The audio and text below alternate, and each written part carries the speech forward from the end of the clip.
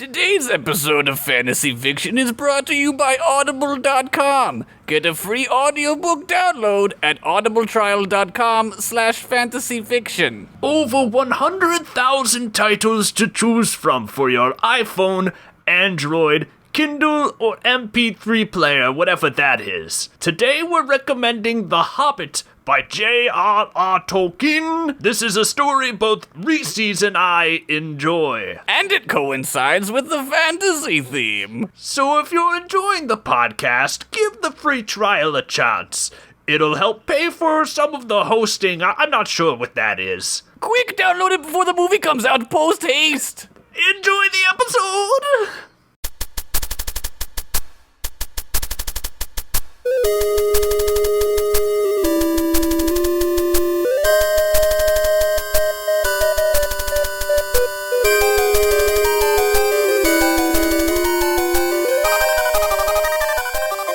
Hey everybody, welcome to another episode of Fantasy Fiction. My name is Dominic. My name is Josh. And we welcome you to step into our realms and hear tales of Nog, ghosts, and elves! I don't know. On this very holiday episode, because we are posting it a day late on Tuesday and Christmas Eve! We totally did that on purpose. Yeah, that's the reason. That's the reason. It wasn't because we were all hungover or nothing. Nope, not at all. Well, with that, what did you do this week, Josh? Well, Paul Ritchie threw a party for Christmas time, and I drank so much beer that I was sick for 2 days.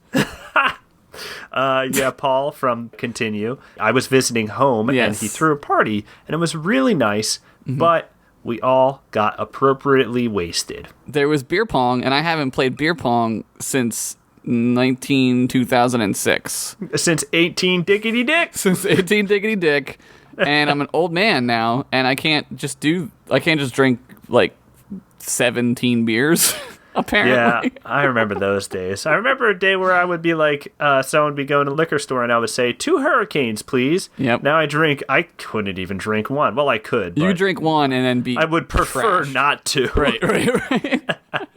I'd prefer to drink like muddy piss water from the back of a porta potty.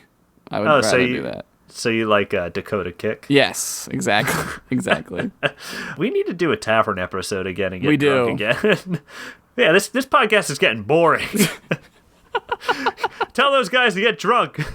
Hey, why aren't these guys drunk anymore? This podcast sucks. I would just imagine someone driving, listening to this right now, and they're like, why am I even listening to this shit? And they just drive off a cliff. Just crash into a fucking telephone pole and just wrap themselves around it.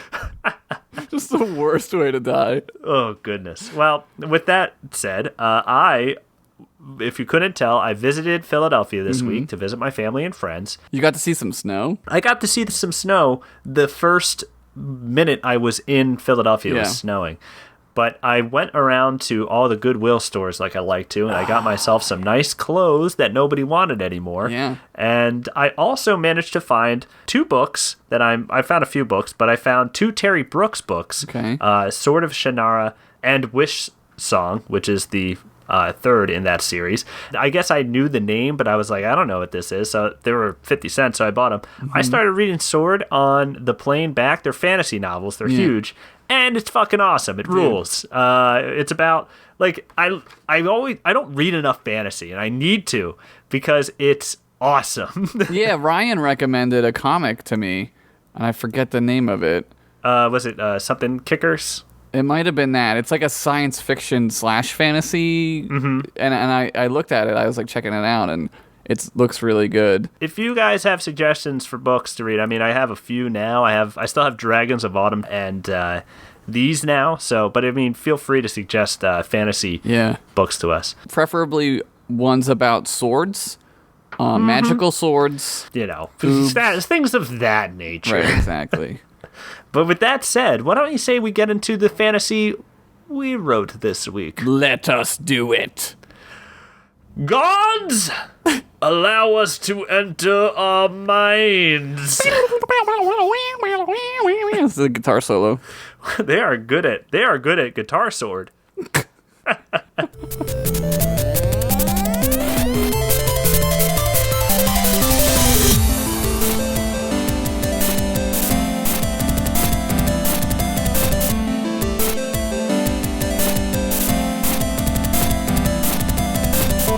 Dom, hold on to your candy canes.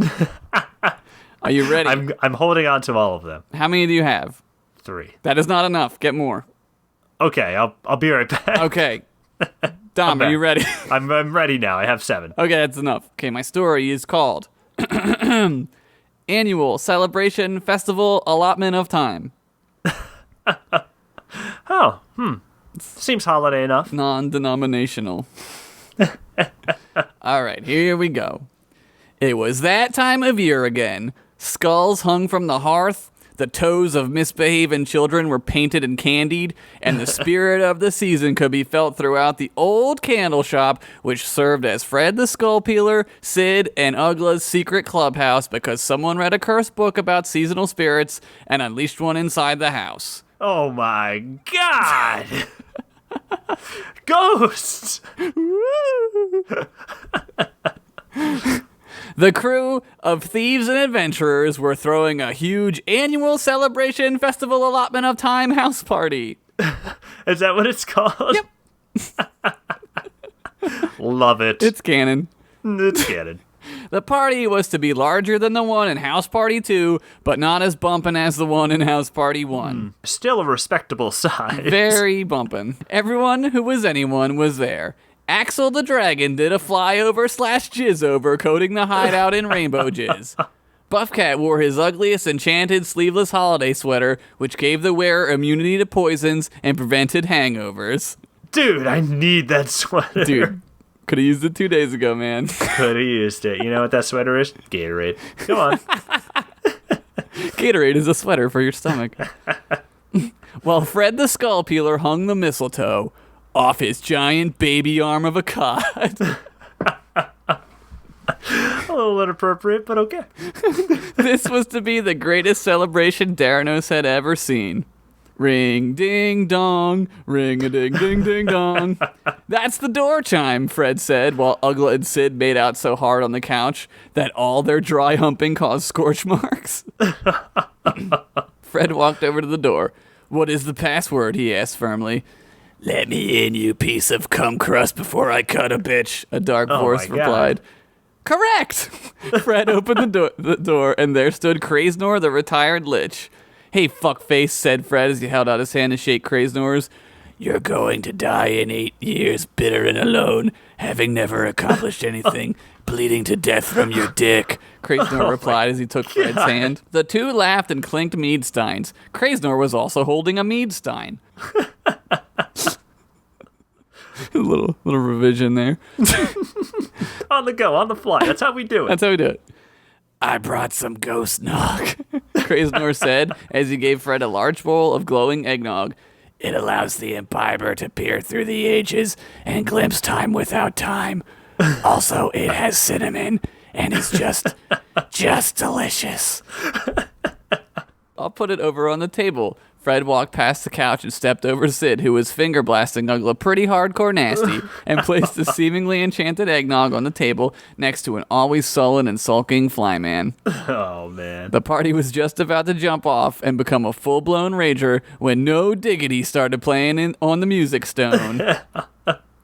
Flyman sighed, and a single tear ran down his face, burning a hole through his holiday sweater, which was just some old oily rags. That was me and my wife's song, he said with a deep sadness only known to alcoholics, orphans, and alcoholic orphans. Just then, the ghost nog began to glow a deep, dark blue hue. It whispered, "Drink me, pussy." Flyman was startled, but only as much as a flyman who had lost all hope could be startled. Well, he began, it's like they say, whatever doesn't kill you, drink more of until you feel the sweet release of death. He grabbed the haunted ladle and poured a good amount of ghost nog into a red solo goblet, then proceeded to take the nog up to the roof where he planned on jumping off and ending his miserable and cursed life. Oh my my god, this is so sad. It gets so much sadder. Oh my god. It's Christmas. When he reached the roof, he drank and slurped the nog down with his gross, nasty, sick fly tongue. Suddenly, the world around him seemed to disappear. He saw a funnel form in front of him, and it felt like he was falling in. The room transformed, and suddenly he was no longer at the party, but in Ugla's alchemy lab. He was confused and shaken, and he peed himself, but that really wasn't all that unusual. Wait, is this pee acid pee? I don't know. Maybe. Canon to be determined at a later date. Canon-esque. A hint of canon. Hello? He called out. Just then, a cloud formed in front of him, and from within walked out a very tall, sexy man-elf. Flyman, the elf began. How did you know my name? I am the elf of timelessness. I am here to show you that your life is worth living in this holiday season or something gay. Do you remember this day? Flyman looked around and he recognized that he was at Ugla's but did not know what day in the past it was. This is Ugla's, he said. Yes. Your friend Ugla and Sid invited you over to watch Ugla's all-see ball and make fun of suckers who were dumb idiots. Don't worry, they can't see us. Just then, Flyman could see Ugla and Sid laughing while looking at the all-see ball. Flyman could see an older version of himself in the corner crying into an alchemic potion. The mixture of chemicals and Flyman tears combined, and a large explosion engulfed Flyman. When the dust cleared, he now had a set of the sickest, hottest tits ever. Ugla and Sid turned away from the all-see ball just in time to see Flyman standing there with his huge new melons. They began to laugh so hard, Ugla peed her cloak. Flyman, you are the king, Sid said, laughing. See? Your friends love you, Flyman, said the elf. Yeah, but I had those tits for weeks. I was so sexually confused. Oh. And when they finally fell off, I was sad because I didn't have the tits anymore. Okay, bad example, I guess. They were really awesome tits, the elf replied. He put his hands up and waved them around like some kind of magical guy would. Just then, the room around them transformed again. This time they were in a banquet hall with tons of people. Do you recognize this day? The elf asked. Yes, Flyman said immediately and sadly. This was the day you married your hot-ass wife, who left you. Oh, wait. Flyman's shoulders sank. This guy's the worst. Dude, he kind of sucks. Oh my gosh. Flyman's shoulders sank as he saw the past version of himself as a man with his beautiful sandwich-making wife. Well, at least you know she's happy now dating that cursed book and all, the elf said, trying to save face. And being happy for others is the best way to start finding happiness in yourself. Flyman was crushed. Oh, man. If he had a gun, he'd be rich because guns don't exist yet, but he'd eat like 4 bullets. He stood there helpless as he watched his former human self dancing to no diggity with his former hot, big-titted, nasty booty-having wife. All around them... It's funny because you'd think that those would be, things to make you feel more bad for Flyman because things were really good, but it's nah, he kind of seemed like a jerk, man. Right? All around them, magical snow fell on the dance floor. Time seemed to slow down as he watched himself being happy. The elf again waved his hands, and the room transformed again. This time they were back on the roof in present times. The party downstairs raged on. I'm sorry, Flyman. I thought you seeing those things would snap you out of this sadness. Oh, and were you going to jump off the roof and kill yourself? You're a flyman. A fly man. You can fly. How were you even going to kill yourself by jumping off a roof? Damn, dog, you can't even suicide right. Then the elf disappeared. Oh, man, this guy's terrible. Flyman was again alone on the roof. It began to snow slightly. As a single snowflake floated down in front of him, he stuck out his tongue to catch it. Then he turned and went back to the party. Finn. That's it? Yep. Oh, man. It's a sad story. It's sad. I'm stunned. Poor Flyman. He's the king of sadness. He went and had himself a wonderful life thing going on, And the guy had nothing good to show. Yep, that's how sad his life was. But he decided to go back to the party. He did. And I think that speaks a lot. Yeah, I mean, is he finally overcoming the sadness? I don't know. I don't know. I don't know how I feel about that elf using gay as a derogatory term. No, I mean, it was actually just gay. Like, it was very homosexual. Oh, okay. Oh. Well, if that's the case, I mean...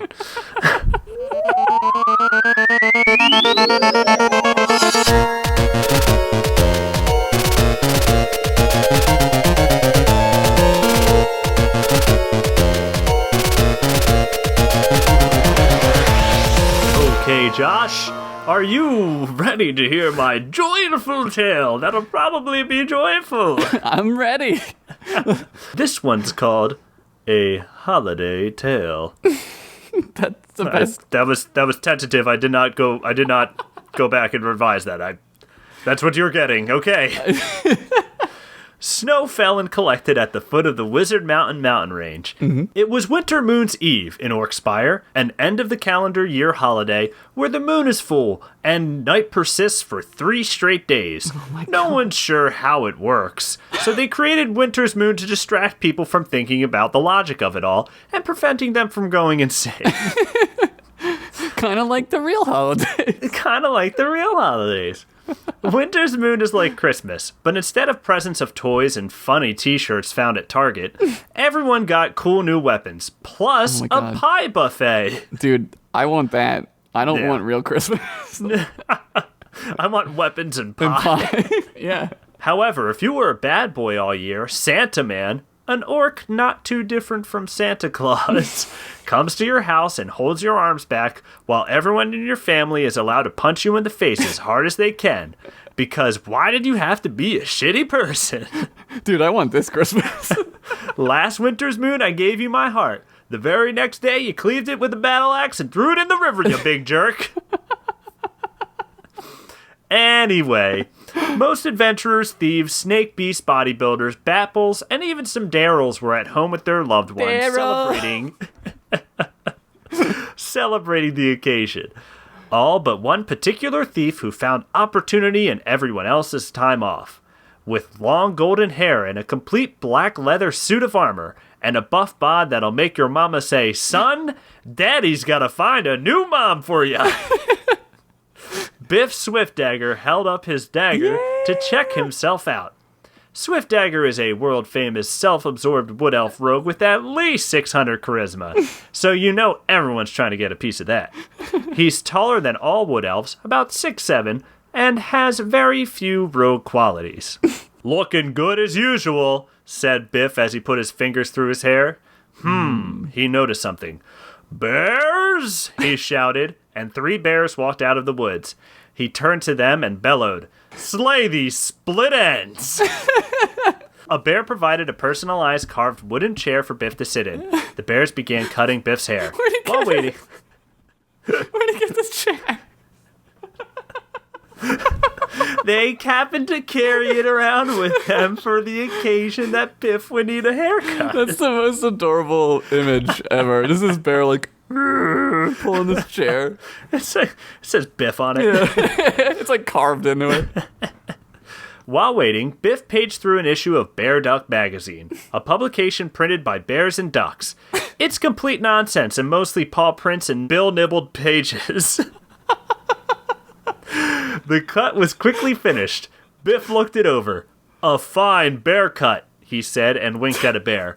The bear fainted, fell back into the arms of the other bears. Then Biff winked at those bears, and they fainted. They would wake up several days later. Biff stood up and flexed both of his biceps, which somehow shot a map out of his satchel. He caught it midair, opened it up, and examined it. Ah, the map to Trip Bingleheimer's long-lost hideout. Trip Bingleheimer was a legendary gnome rogue known for stealing royal treasures right out from under royal noses, especially on royal holidays. But not Dude's Day. What's Dude's Day? I don't know. I want that holiday. It's good. He lived amongst his treasures in his secret hideout, which very few people knew about. but he had not been heard from for years. Biff decided that today was the day he'd try to loot it all, considering that Trip would probably be out celebrating Winter's Moon with his family. Now, just to read this map and be on my way. Biff looked to each side. Magic talking bird who reads maps for me! Shouted the rogue, and a beautiful magical bird landed on his shoulder. The hidden hideout is that door up there, sang the bird, and it somersaulted into a firework which flew into the night sky. Oh my god, that's so magical. That's like so fucking magical. I know. I want this holiday.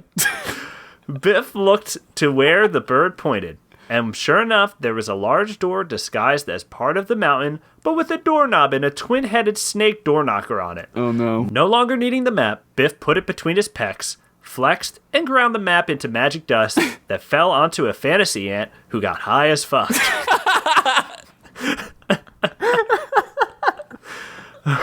Dude, he's a friend to animals. Well, yeah, you know, animals like him. He's so attractive. I mean, yeah. He ventured up the Wizard mountain range as snow continued to fall. After some time, he took a moment to look around and spotted the hideout just across a very dangerous arrangement of jagged rock and cavernous holes resembling an evil face that appeared to laugh at Biff for even thinking to cross it. Biff shouted, "Boy, it sure is warm out here," and undid one of the string holes on his tunic. The wind blew, and in it you could hear, "You're gonna have to show some more skin than that." Annoyed, Biff yelled, "Fuck this loser, owls!" And 20 owls flew to him. "Cross me." The owls lifted Biff up and carried him across the formation. But formation was pissed and started cursing at Biff. Biff looked down and said, "Shit in his mouth." And the owls did. And the formation gargled on the owl poop, and he was so mad. The owls placed Biff down at the entrance to the dungeon and left, but not before combing his beautiful hair. The rogue reached for the doorknob, and the head knocker began. "Answer me this riddle for entry," the right head spoke. The left head added, "You're clearly not the owner of this hideout, but we're an equal opportunity door knocker." That's good. Mm-hmm. Yeah, give everybody a chance, you know? Yeah. Biff thought for a moment, then clanged the knocker repeatedly. "Hello?" he shouted. "Stop that, you fool," the right head replied. "Biff is here. It's me, Biff. Let Biff in for the treasures," he said as he began to knock harder. "Ow, what the friggin' hell?" said the left head. "You're supposed to answer a riddle to get in." "Here's a riddle. The door's dumb and broken. Why won't it open? Scroll the lockmaster, dummies!" yelled Biff as he began kick-punching the door. That's when you punch and kick at the same time. It's kind of an ultimate move. How does he do it? Dude, you could do it if you train hard. I'm gonna train. The door had enough. It swung open. "Fucking fine, just go in there, you jerk." Dude, I love this door handle. I love it. But Biff was not happy with the tone the knocker had took with him. He ripped the door off the hinges. "Ah, what are you doing, rogue?" "Here's another riddle, peenhole. Can doors fly? No, they can't." And he threw the door off the cliff. The door hit many hard rocks, which broke and shattered it into many wooden pieces. The snakeheads shouted their final words. "That's not even a riddle!" The door died and no one cared, except for the left snakehead's son, who had gotten a scholarship and went on to be a doorbell for a wizard's tower. Oh my god. He inherited the doorknob. Biff entered the dungeon. Oh my god. I just love that the door knocker has a song. Became a doorbell. It's the craziest fucking logic. It's so funny. Oh my god. Inside were the makings of a well-crafted dungeon long forgotten. The place was covered in cobwebs, so many that if you look closely, you could read a small play that was written in them. Little spiders were rehearsing it, but when Biff walked in, they ran away and had to postpone the rehearsal. Will the Winter's Moon play be ready in time for the evening's gala? That's a story for another time, but one thing is for certain. Sergio better get his lines right and quick. Sergio the spider. Sergio the spider. He reminds me of someone. Yeah, I wonder who it could be. The floor was my brother. The floor was littered with charred remains of old fire pits, broken bones, and an old orc battle mage who was very much living inside. "Gross," yelled Biff. The orc stirred and woke. He turned to Biff, revealing a beard as long as 2 robes, and wearing a robe as long as 1/2 a robe. He liked to wear things that breathed. Who dare disturb the holiday slumber of Terrence Boulder Boy? Quiet, Terrence, you're distracting me from getting the gold, said Biff, posing on each word. Biff's usual charm did not interest Terrence. Quiet, fool, you'll wake this dungeon's many creatures. A cold wind blew through the hallway, filled with whispers and warnings. Biff stood there for a moment considering this, then began slapping the wall and stopping while yelling, I'm here, losers, try to fight me, over and over. Out of the darkness came an orc skeleton, grayed orc flesh, still clinging to the bone, with glowing eyes of red, and wielding a barbed cudgel. Dude, that's spooky. Who dare enter the master's lair on Winter's Moon Eve? Never mind, he rules. Ye shall die! He charged at Biff, then slowed down, then lowered his weapon and stopped completely. Ah, you can't see it because it rotted and fell off, but I have a boner, you are hot. Like what you see, ghoulie boy? Said Biff, as he flexed this bicep and put it close to the orc's face. Oh yeah, that is one fine. Biff interrupted by punching him through his mouth and killing him. Jesus Christ. Poor guy. Do you not respect the dead elf? Shot Terrence. I respect gold or something to that effect. Look, I really don't have time for... Suddenly, another door swung open and a ghost came out and said, Don't go in there, I just dropped the biggest ghost dude. Then he looked at Biff and said, Hey, you're not supposed to be in here. It's Winter's Moon Eve. You're supposed to be at home with your family. What the capital H are you doing? Shut up, ghost, countered Biff. Where's Bingleheimer? Where's his gold? Where's his hat with naked ladies on it? And he threw a dagger across the room, going right through his ghastly body. Foolish wood elf, yelled Terrence. Your mortal weapons cannot harm a ghost. Biff spotted a potion hanging from Terrence's belt, labeled Nog. The elf grabbed it and drank it without hesitation. This better make me be able to punch ghosts, said Biff. And as he ran down the hall, grabbed the ghost by the throat and punched it in the face repeatedly until it was whatever the equivalent of knocked out for a ghost is. The potion just so happened to be exactly what Biff wanted. I am such a good rogue, said Biff. And it tasted like ice cream. Oh my god, now I want some ice cream. I want some nog. Oh my god. Yet another door swung open. Out walked a giant skeleton who was wielding a neatly wrapped gift. He swung them around like some kind of maniac. He walked right past Biff and out the goddamn dungeon to who the fuck knows where. Who was that present for? A skeleton's girlfriend? Swiftdagger pondered this for a moment. Yes, those are presents for a skeleton's girlfriend, you dummy. It's Winter's Moon Eve, the orc answered. For the first time, Biff realized what his greed had led him to.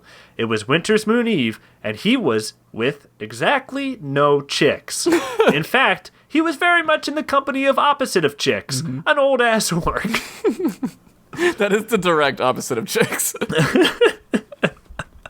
Maybe the things that are most valuable in this world, said Terrence, are the things money cannot buy, like family and... Shut up, I'm thinking about babes, said Biff.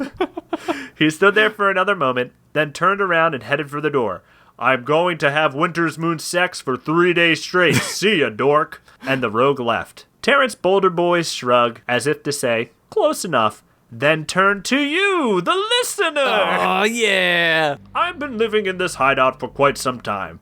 There are no hidden gems or forgotten cache of scrolls with big-breasted women scribbled on them. Not anymore, at least. Nope, the only gold you'll find in this dungeon is this sage advice. Let your family and friends know that you love them. Though they may already know it, it's nice to be reminded that you are a lovable person. Especially when it's cold and miserable out. The end. Great story. That was great. Thanks. Fantastic. What a great Christmas story. I think, Biff stayed true to his character. Yeah. And we all learned a valuable lesson. We all got to feel the Christmas spirit. Drink eggnog until you see ghosts. Until you can punch a ghost. Man, I hope that play. I wonder what it was called. Dude, I want to see that play. I want. Maybe another time. Maybe next holiday season we'll get to see the actual spider play. See? Oh, Sergio the Spider, what are you doing? What are you doing? Get your lines right. You got 8 eyes. Read the lines. You got 8 eyes and 8 legs. Wait, spiders have 8 legs, right? Wait, do they have 8 eyes? No, they've got millions. They got like... It's canon. It's fucking canon. They got 8 eyes.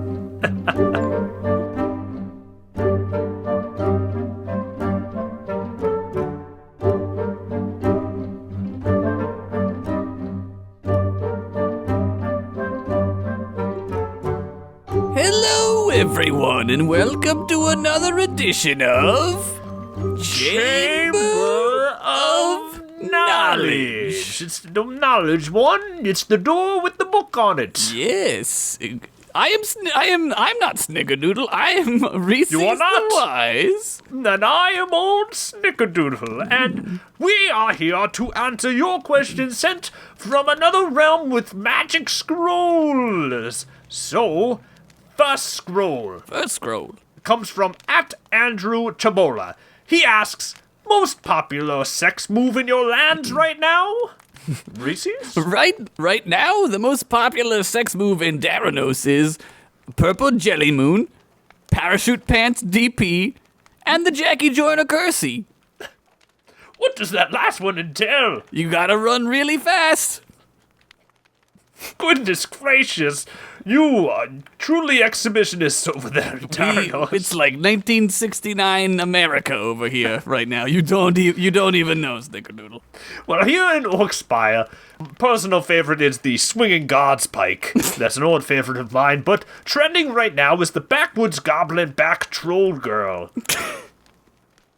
What is that one? How does that one work?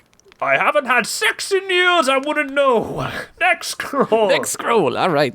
The next scroll is from @AstroAgama. They ask, what are the greatest sights to see in your realm?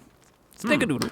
Well, of course there is the Orkspire. That is where, yes, all life comes from. And, of course, you can get yourself a graphic robe with muscles airbrushed on it, or one that says legalize orcs. Your choice. I want that robe. How about you, Reese's? We have the largest ball of yarn, but it's really just the left testicle of a yarn giant that fell off when he got hit in the dick with a sword. You have yarn giants, we my have word! All kinds of giants. Oh, goodness gracious. It's crazy. Next scroll.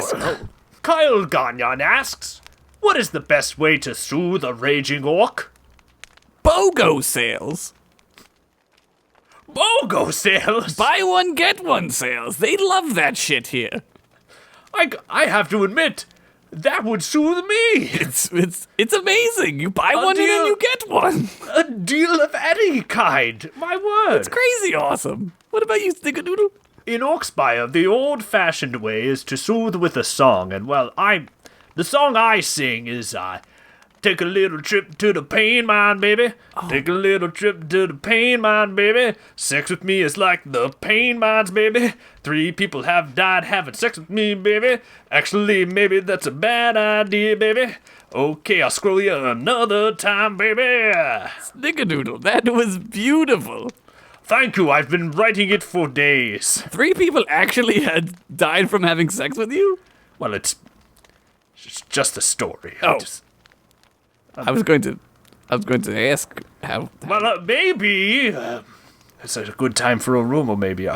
Yes, I'm. 4 have died actually. Oh my God, Snickerdoodle! No, and you can visit their ghosts and ask them how good it was. It was real good. Any publicity is good publicity, Snickerdoodle. Next scroll. Just read the next scroll. Next scroll is from Thomas Foy. He asks, what's your favorite form of travel? Wizard hang glider! That is fucking 90s as shit, Snickerdoodle. You can catch me riding nude. What's yours? Anything that takes me to where the pussy is. Pussy, one of those carts that you push on the railroad tracks where there's 2 of you and there's like a pump in the middle. I'll take that. If that's gonna get me, is that your motto? I would assume that's most of your motto. I get it printed on my underwear like Calvin Klein. I wouldn't know. Of course, as we spoke. The deaths. Next scroll. Next scroll. Gavin Risa asks, what is the biggest, baddest thing you have ever killed? Reese's. Yo, mama. Ah! She fell down and everyone said, damn, that's a big fat lady. And by killed, I mean killed that pussy. Damn. Sounds like someone took a trip to the pain mines. Pain mines, baby.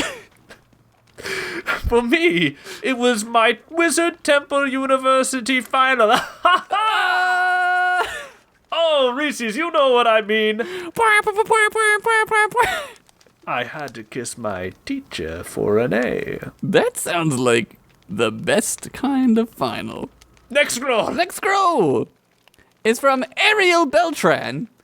What are some of the favored lullabies in your prospective lands, Snickerdoodle? Take a little trip to the pain mine, baby.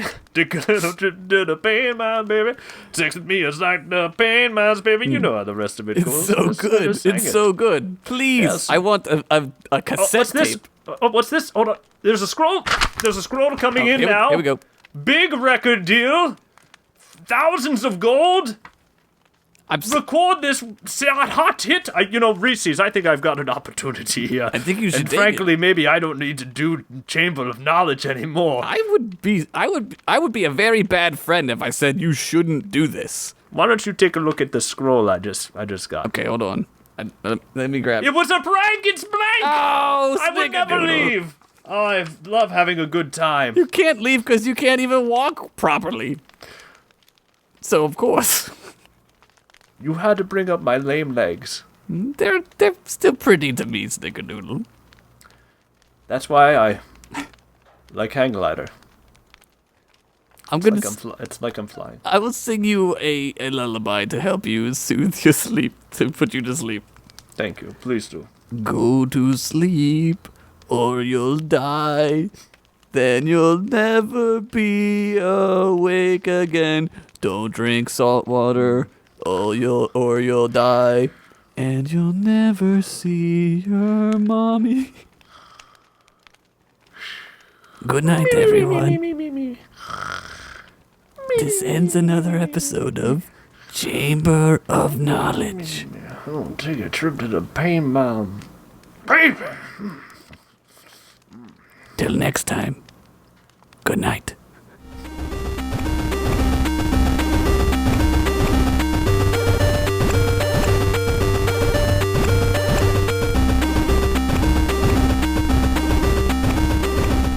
Josh, what's the best Christmas present you ever got? The best Christmas present I ever got was I got the Micro Machines Toolbox Fold-Out Town. Oh, man. And the same year, I got the Micro Machines C-130 like cargo plane where you put the cars in. You got both those the same year? Yeah, it was great. Best present I ever got. You know what's funny is I almost said Nintendo 64 because we did get Nintendo 64 one year, and that's a lot of people's favorite present. Yeah, that's a good one. Like I didn't get it. My brother got Royal Rumble for Genesis, and it sucked, but I loved playing that game. Yeah, there were certain games that you would play even though like they were really bad, but you just played them all the time. I would play the Sega Genesis Power Rangers game a lot. Oh yeah, my brother had that as well. But I didn't like Power Rangers when I was growing up. I was huge into the P Rangers. Yeah, that's funny because everybody else is except for me. Well, you had Royal Rumble. You had like real life Power Rangers. That was real life Power Rangers. Yeah. Do you have a favorite Christmas special? Favorite Christmas special? I mean, I always love Snoopy. I one that I absolutely hate is fucking Frosty the Snowman. Oh, dude, I thought I used to like Frosty the Snowman when I was a kid. He's so annoying. He's and stupid. Idiot. We had it on a VHS tape, and we would watch it like not on Christmas, and I think that's probably part of the reason I didn't like it because I ruined it. I hated when I saw things that were about Christmas in like the summer. Cartoon Network used to do Christmas in July programming, and I hated it. Yeah, it was stupid. It's so stupid. But also, like the whole thing of that cartoon is like, oh my God, he melts in the greenhouse, and it's so sad. But then, like, the song is like, "I'll be back on Christmas Day," and it's like, oh, okay, well, I guess this doesn't really matter, and totally we don't see that part of the movie. Oh, it's fucking stupid. I really like Claymation Christmas, the Will Vinton cartoon where they all sing the songs. Yeah. That's a fun one. I also really love Emmett Otter's Jug Band Christmas. I love Olive the Other Reindeer with the dog, Olive, and she wants to be a reindeer. It's a newer one. Really? I've never seen that. It's got Drew Barrymore is the voice of Olive the dog. It's kind of sad. Huh. Oh, also Rudolph. Rudolph's great. Oh, Rudolph's a great one, of course. I used to like it when I was a kid. Year Without Santa Claus. I don't like it so much anymore. Yeah. But they did a live action one of that on ABC or NBC like a couple years ago. Holy crap, it's so bad. It's one of those things that you're like, I can't believe I'm watching this right now. It's so bad. I kind of love stuff like that sometimes. And you're Chris Kattan is in it for some reason, no. and he clearly has like an eye infection. Oh, God. It's really He weird. just got like chlamydia in his eye. Oh, goodness. Ugh. Well, anyway, hey everyone, thanks for listening to another episode, and thanks for listening to us talk about Christmas. We just wanted to throw some Christmas stuff in there, since this is a Christmas episode. Yeah. If you want to follow us on any social media, that's always in the show notes, the Twitter, the Facebook, Reddit, all that stuff. That's where we ask for prompts and questions for Reese's and Snickerdoodle. Yep. But sincerely, thank you guys for listening to another episode. We get really nice emails here and there about just people who like the show. We just want to say thank you to Liz and Ralph. We got a really nice email from them, and that was really, really nice to read. So thank you. And just a reminder, you guys are encouraged to write along with us with the prompts. If you write a story, post it on the subreddit, which is in the show notes. That's where people leave comments and read them and joke around and have fun. Because this is all stupid, right? You can write whatever the hell you want as long as it's making you laugh. That's why we started this. So if that helps you just to start writing every week and then you move on from there, that's great. So you should totally do this with us. Absolutely. This is a fun time. I love doing this show. Josh loves doing this show. I'm going to speak for him because I know. You can totally do that. I do love this show. This is one of the funniest fucking things I think I've ever been a part of. So I would say the same here. I'm very, very, very happy we get to do this show and I'm very happy that you guys listen and like it. So thank you so much. Speaking of prompts, next week's prompt from Bryce Swanson, we got Paladins. We're going to do 2 this week. Yeah. The second one is from Greg Patillo. It is Giants. So next episode is Paladins and Giants. Maybe a giant paladin. Maybe. I don't know. Could be anything. Who knows? It's not next week yet. It's canon. Whatever it's going to be. You bet your sweet ass. But thank you guys again, and have a Merry Christmas if you celebrate, and if not, enjoy your time off. Yeah, have a safe holidays. Don't do anything too dangerous, like fighting any enraged orcs. I wouldn't recommend that. I wouldn't recommend that. Send a scroll to your mom or dad or your brother or your sister and say, hey, how's it going? Yeah. Give you a kiss if you were here. I love you. Whatever. Whatever you want to say. Don't curse. That would be bad. That would be pointless. Yeah, don't do that. Just unless it's like, I fucking love you. Yeah, then it's alright. Then it's totally fine. That's okay. Do it. Even your grandma can't yell at you for that one. Nope. She can try, but she'll be teared up. She'll be crying too hard from the joy. And if you notice that we have new music, it's because a listener, one Brandon Coltier, went ahead and composed some music for the show, and it's fucking awesome. It's really, really good. Also, his Twitter handle is @corndogs_Jackie. That is a great name. But yes, all the music this episode is provided by him, and Float Tune as usual. Until next week, Josh. Keep on wizarding. It's Christmas. Keep on wizarding, miss. Take care, guys. Have a good week. Bye-bye. Bye.